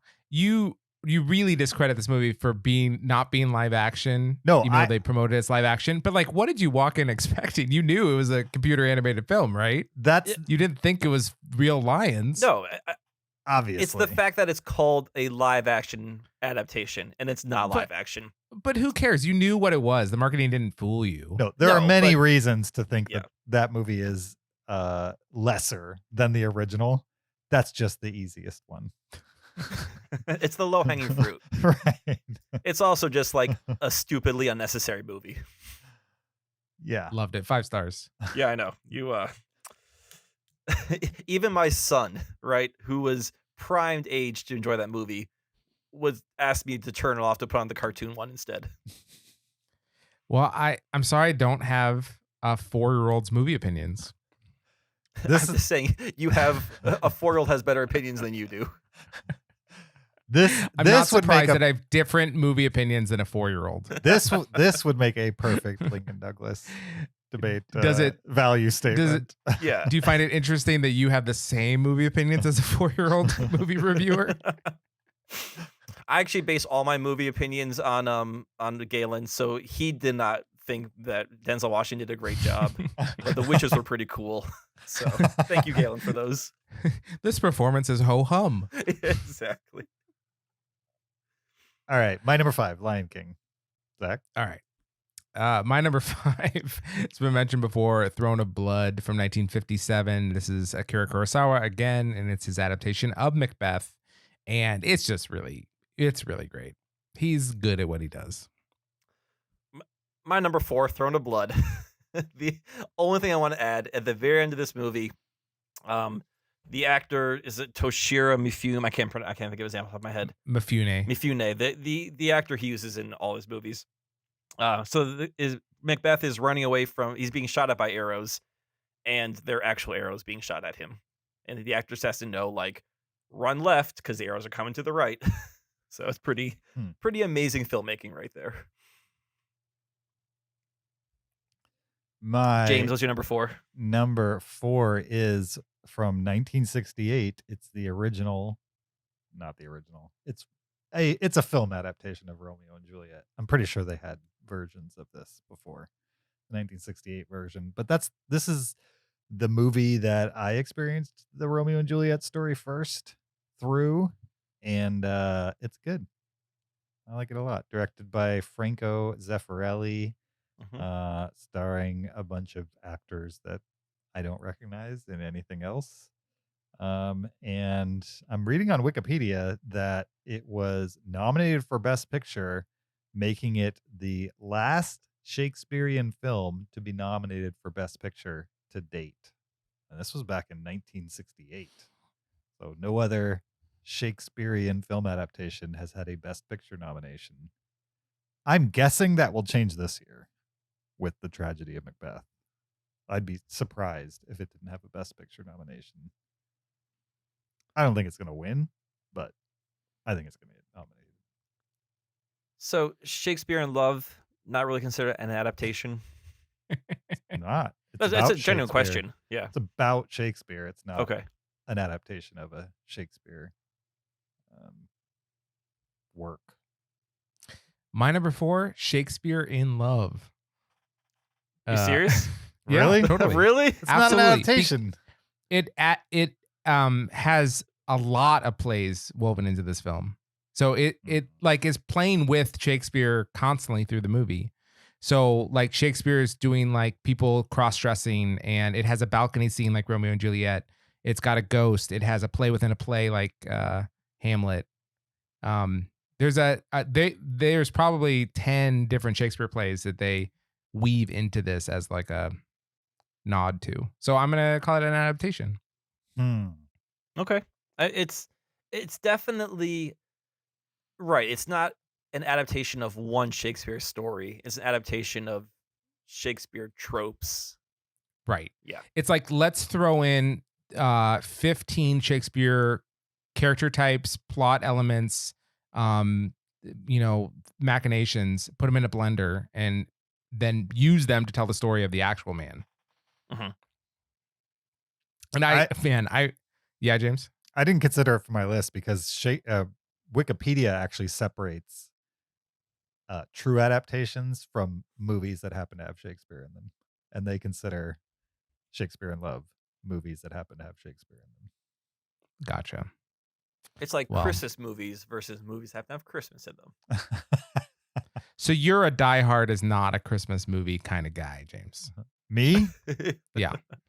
Die Hard is a Christmas as Shakespeare in Love is a Shakespeare. Well, James wouldn't know if it's a Christmas movie or not until he looks on Wikipedia, and then whatever that tells him. I don't think Wikipedia has made a strong stance on that, but if they did, I'd have to go with what they say. Yeah, you'd for have sure. to. Yeah, Absolutely. I would. Yeah. But For me, it's clearly adapting his work, right? It might not be adapting a specific play through the course of it, but 100% it's influenced in so many ways by his actual plays.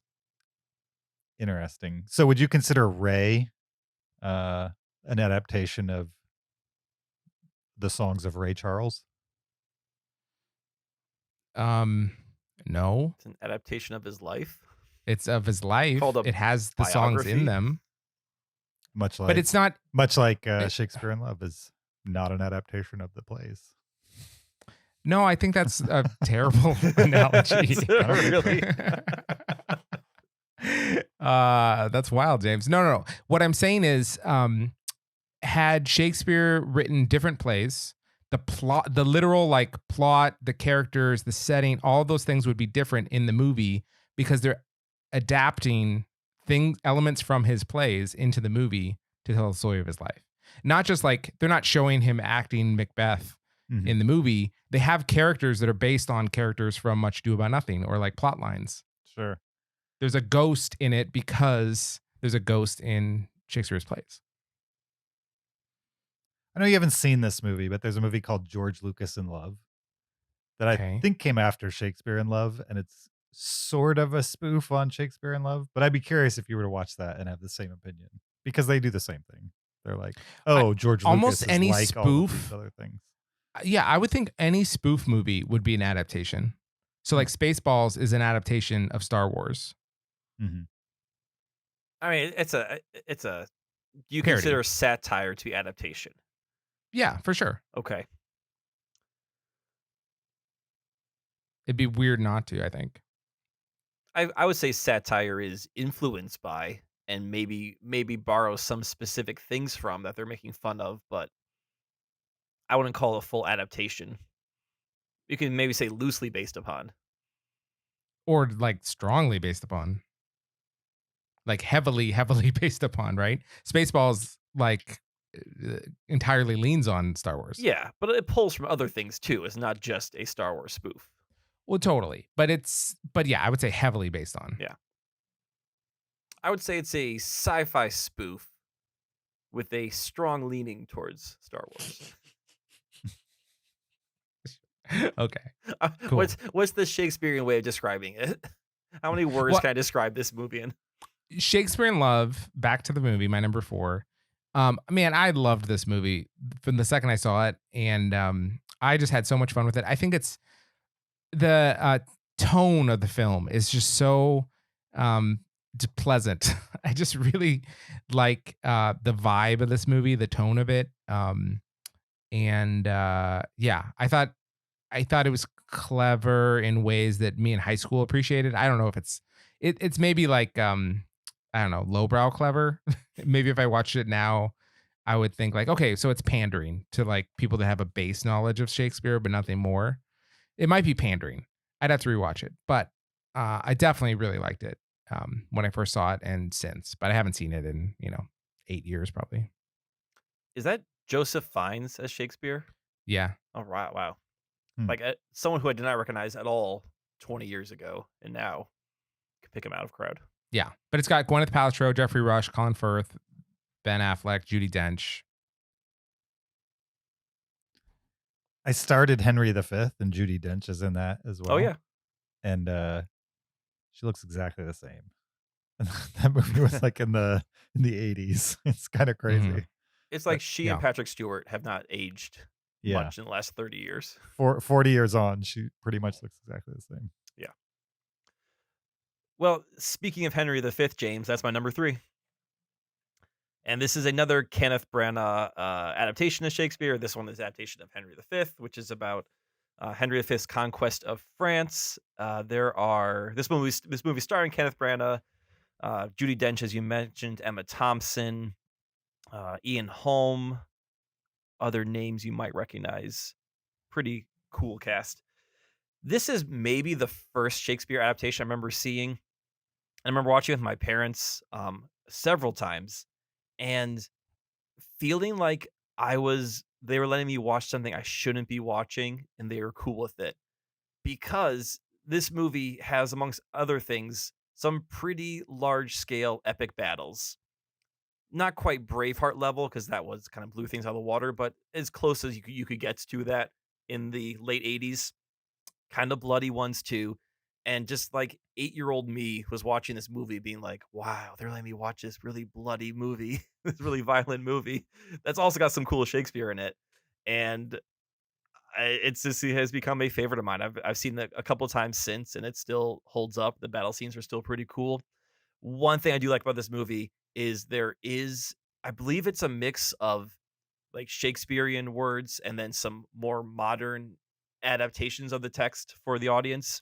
But there is a chorus played by Derek Jacobi, and he will often pop into scenes dressed in like modern 1980s garb while everyone else is in period costume and deliver the chorus lines to camera and then walk off screen, and then the scene would play out. And I thought it was just a kind of a cool way of bringing the audience into the story while also like being like, hey, we're watching a play here. Nice. My number 3 is She's the Man, which is from 2006. It's like a teen comedy starring Amanda Bynes and Channing Tatum in a very early role for Channing Tatum. And it's an adaptation of Twelfth Night, which I've never seen, but evidently it's a Shakespeare play. And just your classic story of girl wants to be on the guys' soccer team, so she dresses like a man, and then she is roomed. She becomes the roommate of the head of the soccer team, played by Channing Tatum, and then she falls in love with him, but she's posing as a man, and so she can't do anything about it. And it's a comedy of errors, and I enjoy it. My number 3. Nice. My number 3 is William Shakespeare's Romeo plus Juliet from 1996. I love this movie. I am such a sucker for this film. I love everything about it. I love that it's in Rio de Janeiro. I love how it's edited. I love all the actors. I love that, in the opening scene when they're, the "Do you bite your thumb at me, sir?" scene. Oh yeah.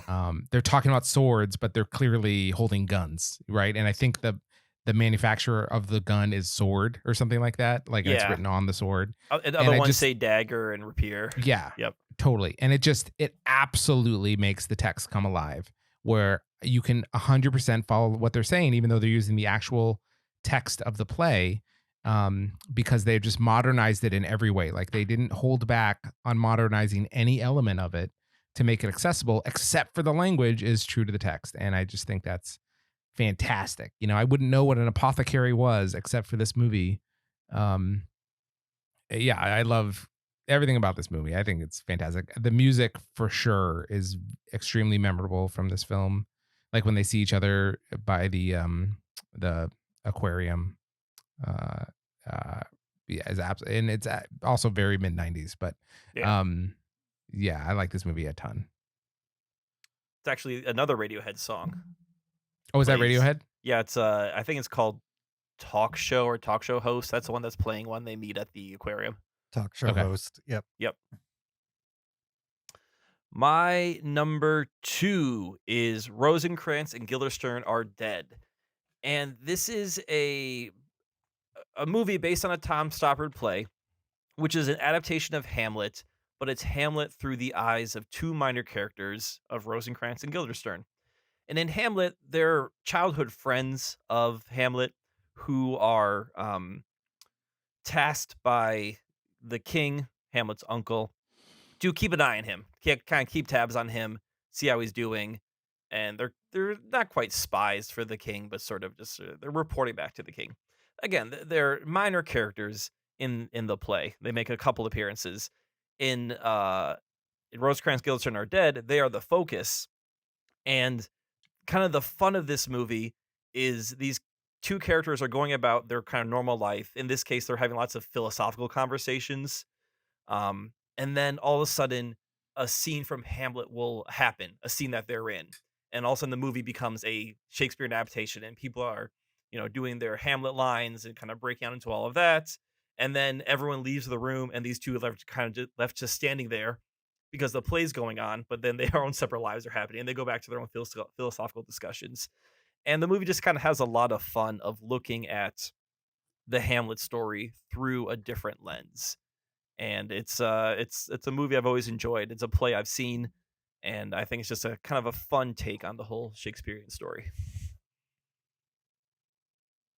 Yeah, it's very meta. It is, yeah. I started watching that and fell asleep. Not sure if I'm going to go back to it.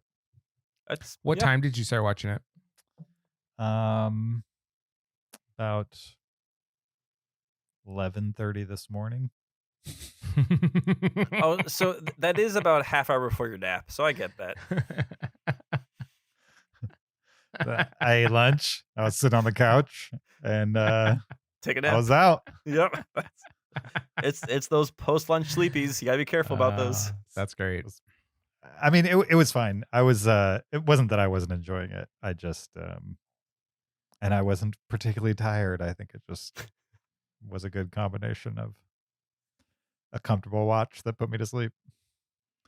My number 2 is Romeo plus Juliet, which I guess is That's a bingo. right first one on all 3 of our lists. Throne of Blood, dude. That's a bingo. There we go. Now we're caught up. Yeah, I mean, I echo everything you guys said. I think if you've never seen this movie, you should definitely see it because one, it'll absolutely remind you of the 90s. Like there's a lot of people in this that that have stuck around since then, certainly. Like Leonardo DiCaprio is still a presence on movie screens. But there's a lot of people that aren't, that you'll recognize and be like, oh yeah, I forgot that they made movies 20 years ago. Remember Jamie Kennedy? Yeah, for sure. And the soundtrack is awesome and also nostalgic for the time, for sure. And the visuals are batty, and probably my favorite Baz Luhrmann movie. I've only seen 2, but I'm pretty sure out of those 2, it's my favorite. Yeah, this is the good one. I think what's the other one with Moulin Rouge. yeah, Moulin Rouge is pretty good, I would say. Not really. No, It's great. that's pandering. You want to talk about pandering? Moulin Rouge. Who's it pandering? It didn't pander to me I like it because I didn't know How any is of that those songs. pandering? 'Cause I don't know. Exactly. It's pandering to people like Zach who are like, "Ooh, this is all new music." No, Wow. no. Are they that's singing not Nirvana? It's pandering. amazing. Kyle, you meant by pandering that it's people who like that music. And then you change it to people that don't know the music. Yeah, Because I 'cause said I liked it. If you think that's a good representation of that music, then ouch. I mean, I don't an think adaptation. I would never listen to it on my own, but in the context of the movie, I think it's a good use of the music. Oh, I like the way it takes modern music and changes it. But anyway, kind of like Pan, right? no, Pan does the same thing badly. Moulin Rouge did it appropriately, in my opinion. I found myself annoyed by Moulin Rouge through the entire runtime, Clearly. And you've never revisited that opinion. and I will never. I have no desire to rewatch Moulin Rouge. Yeah, I for mean, sure. I would go from it Maybe- annoyed me to maybe it didn't annoy me as much as I thought. Kyle, I'm remembering just half an hour ago a Baz Luhrmann movie that you did not like on first watch, and then some time passed and you watched it again, and now you like it. What was No the idea name what of you're that movie? Yeah, well, but there was the 13-year-old boy emotional baggage tied to it. Well, maybe you had the 20-year-old man emotional baggage attached to. No, no emotional baggage from my 20s, none whatsoever. The Roxanne scene from Moulin Rouge is incredible, and I defy anyone to actually say it's not and back it up, because that number from Moulin is amazing. All right, I will watch the Roxanne scene from Mulan. Please. And From Moulin Rouge. oh no, Moulin Rouge. For That movie? Mulan. No. The Roxanne song from Mulan is terrible. All right, my number 2 is The Lion King from 1994. It's the best.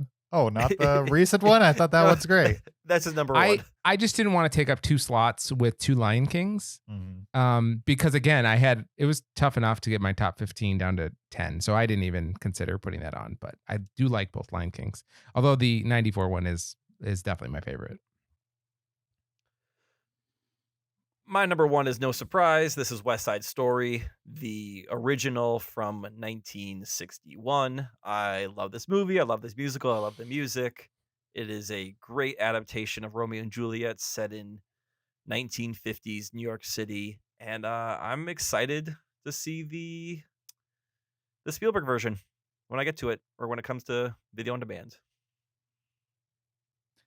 My number 1 is 10 Things I Hate About You, That's a bingo. which has hit all 3 of our lists. I think of this movie as a Julia Stiles movie. And there's other people in it, but it's her movie. I like it. It's a Cool. top 500 movie for me. Nice. You do really like Julia Stiles. Yes, he does. Okay, my number 1 favorite Shakespeare adaptation film is The Postman. Boo. I don't know why you have to boo. You're a big don't yuck your yum person, but I don't know if you live by that philosophy. No, Is that- I like to yuck your gum. That's a lot of fun. That's a Shakespeare adaptation? So the main character in The Postman Mm-hmm. goes from village to village, and he reenacts Macbeth. So actually the story of the tragedy of Macbeth, he reenacts from town to town. And I didn't even clock that he was doing Macbeth from the film until I was watching the tragedy of Macbeth and recognizing all of these lines of dialogue from The Postman. And I thought he was just doing a pastiche of different Shakespeare plays in The Postman. No, he's just going through Macbeth. Mhm. And so when in the tragedy of Macbeth, he's talking about like from when Birnam Wood comes to Deucedaine or whatever. Mhm. I knew that from The Postman. I didn't know that from Macbeth. And so those were fun little Easter eggs for me every time. Every time Denzel Washington quoted The Postman. So I enjoyed that quite a bit. All right, I'm going to retract my boo just because I'm happy that you were able to make that connection, that you took a movie that you love and said, oh, hey, this is Shakespeare. That's cool. Yeah, it All was right. awesome. Here, you know what? Your yum has been unyucked. It I still tastes a little yuck. Well, I can't get all the yuck out, but I did my best. I still feel like, okay, so Shakespeare in Love, I accept your explanation that like the actual lead character, like his plot is driven by plot elements from Shakespeare plays. But just Yeah. because there's a portion of Macbeth played out, play inside of a movie based on Shakespeare, James- does not make it a Shakespeare adaptation as a whole. James, I anticipated your issue with it. I'm And so I happy went- to be wrong if you can explain to me how The Whole is a Shakespeare Sure. adaptation. Here's what I did. Let me explain to you why The Whole Mhm. is a Shakespeare adaptation. I went to your favorite source. I looked up on Wikipedia. Wikipedia the definition of a film adaptation. Okay. And it says it's the transfer of a work or story in whole or in part to a feature film. And the story of Macbeth was transferred in part to The Postman. Yeah, but The Postman is not an adaptation. It's Of- according to Wikipedia, it's a film adaptation. That's like saying because Clerks talks about Star Wars, that Clerks is an adaptation of Star Wars. It's not an adaptation of Star Wars. No, You no. know what I mean? You can't reference something and automatically you become an adaptation of that thing as a whole. You might So have the an differ- adaptation within yourself, but you're not an adaptation as a whole. So there's two differences between what you're saying about Clerks. One is he's not referencing Macbeth, he's performing Macbeth. So he's not just talking about the play, he's actually saying lines from the play, being the character, acting out in the play. The Right, but the second plot thing of the is- movie has Yeah. nothing to do that with is, the and play. that's my second point. So Okay. in that it's actively adapting the work of Macbeth in the story. So for instance, in the actual story of Macbeth, Macbeth says, blow wind, come rack, at least we'll die with harness on our back. And he says that at the end right before he dies. Mhm. And what he means by that, at least we'll die with armor on our back. At least we'll die fighting, right? We'll go down fighting. That's what Macbeth means when he says that. In The Postman, he messes up the line because he's not very good at Shakespeare. And he says, blow wind, come rack, at least we'll die with the harness off our back. Mhm. And a character listens to him say that, and he takes that as a like, we should throw off the shackles of this like band of men that come around and like bully and harass them, this mob of men. And so that leads to the plot of him like revolting against this group. And so it's actually taking the lines of Macbeth and using them to further the plot of The Postman.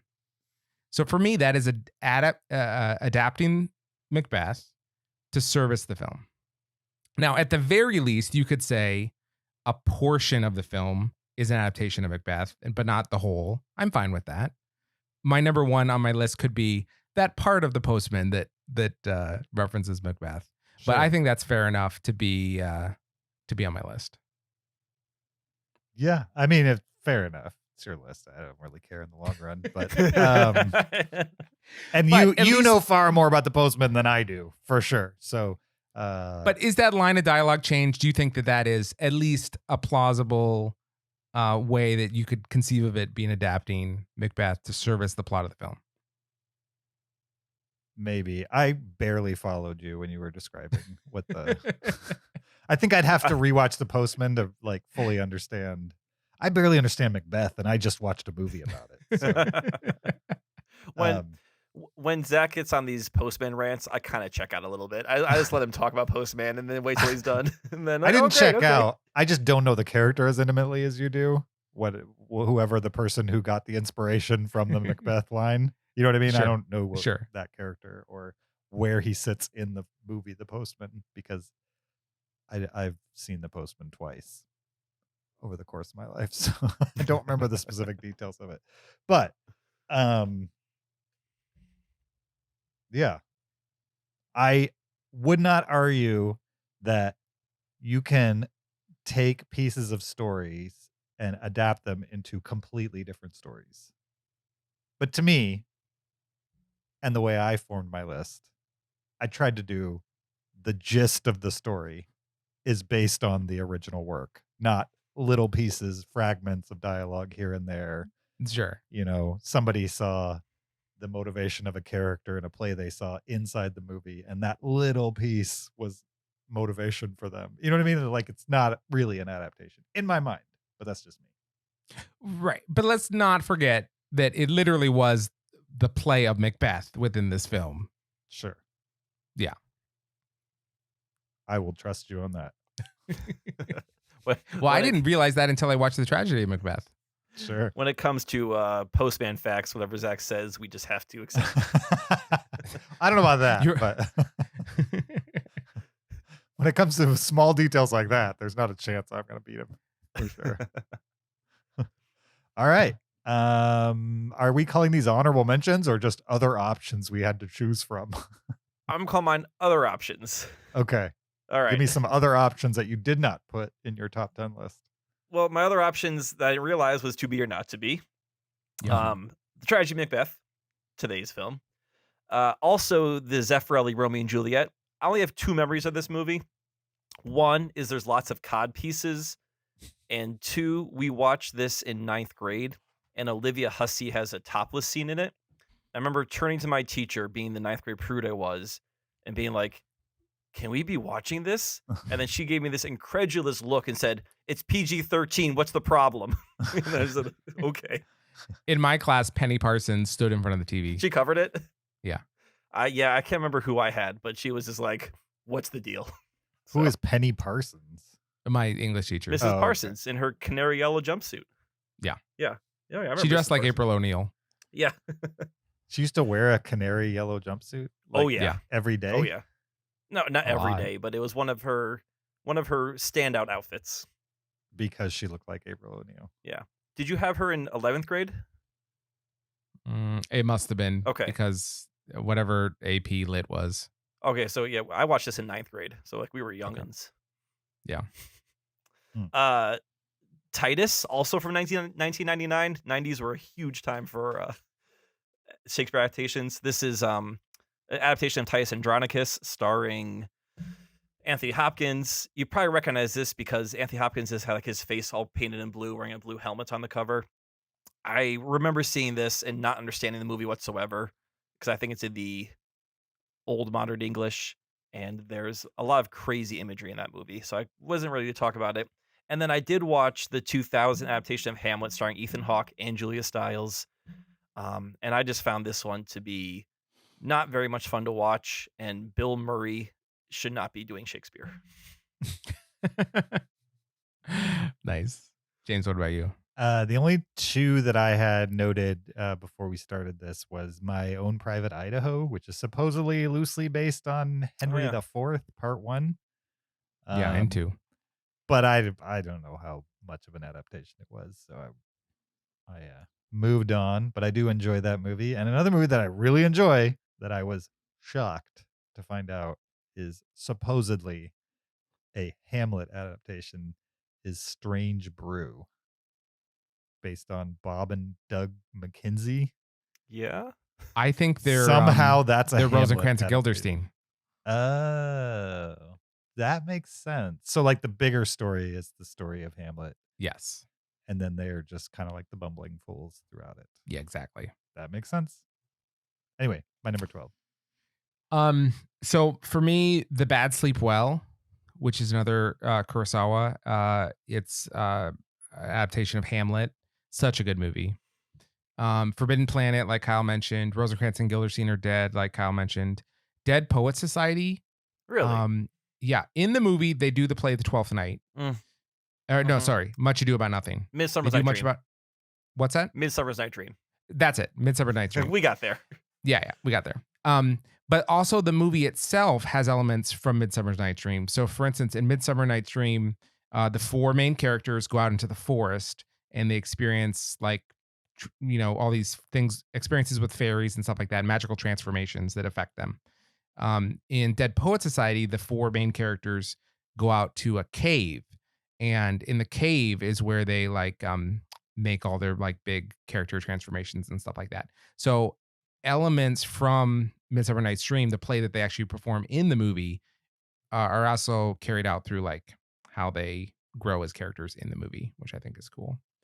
Coriolanus is another like modern Shakespeare movie, like set in modern times, but with the original language. And who is in that? Let me see. It's Ralph Fiennes and Gerard Butler and Jessica Chastain are in this. And I remember just really liking this movie. It's set in like a modern war, like a Serbian type of war. Maybe it's it feels very much like a Baltic War type of situation. But with the language of Shakespeare from the play Coriolanus. And it's so powerful. Like Ralph Fiennes' performance is just extremely aggressive. And I just remember liking it a ton. And then other honorable mentions are like Henry V, West Side Story, My Own Private Idaho. Looking for Richard is an Al Pacino documentary about him performing Richard III, I think. And I never got to finish it, but I loved what I saw. And then I just lost access to it and then haven't finished it. And the only other one is, do you guys remember the 80s movie Just One of the Guys? No. Yeah. That's pretty much She's the Man. Okay. Absolutely. Right. Yeah. Which are both based on 12th Night. 12th Night. Yeah. I imagine that story was pretty raunchy for the time. Yeah. Yeah, totally. For the audience 500 years ago. Like the idea that a woman would pose as a man. Well, in Shakespeare's time, women didn't act on stage. It was only men. So men would dress as women in the plays. Yeah. But so it probably kind of makes even more sense in his time. Well, that's the weird thing is a man would pretend to be a woman dressed as a man. Right. Yeah. And at the beginning of the play would be dressed as a woman. Yeah. Would be a man dressed as a woman. Yeah. Cool. Well, that was our top 10 Shakespeare adaptations. Hopefully you enjoyed that. We appreciate your listenership. Thank you for listening. I feel like I'm going in a circle. Episode 514. Don't forget, you can always send us an email to heyguys@cinereelists.com. Maybe we didn't mention a great Shakespeare adaptation that you know of that we didn't come across in our research. I feel like my research on this one was like all over the place. Like I wasn't finding any super definitive lists of like favorites. Maybe because there's just so much to choose from. But yeah, and so many like shades of Shakespeare touched things. Like you got the tragedy of Macbeth, which is somewhat word for word, and then you got other things that are like barely, but also influenced by. Anyway, send us an email, heyguys@cinereelists.com. Follow us on Patreon, patreon.com/cinereelists. Follow us on YouTube, subscribe rather on YouTube, or follow us on social media on Twitter, Facebook, Instagram, or TikTok @Cinereelists. You could also follow me on my personal Twitter or Letterboxd account @YoJRB. You can follow me on Twitter or Letterboxd @Shaban. You can find me on Letterboxd @PeterSKB. Next week, we will be talking The Lost Daughter, which is kind of like a thriller starring Olivia Colman. Olivia Colman. Yeah, Olivia Colman. We're putting Kyle to sleep, evidently. Olivia Colman. He's still talking. I think I'm the only one who's seen it, and it's good. It's worth seeing for sure. And that's available on Netflix. So if you want to get a little pre-watching in before next week's episode, check out The Lost Daughter on Netflix. And we will also be talking a bunch of listener emails. So if you have something to bring up that you want us to talk about, fire it on over to us.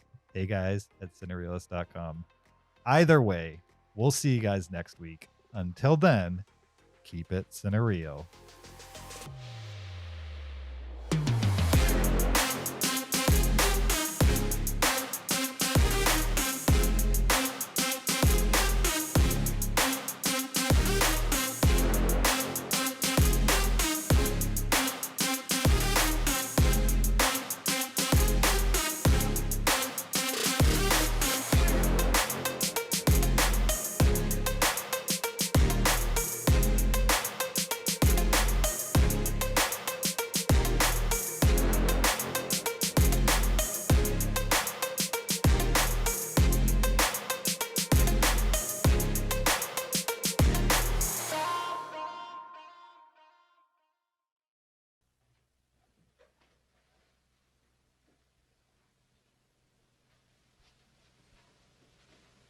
You're still here? It's over. Go home. Go.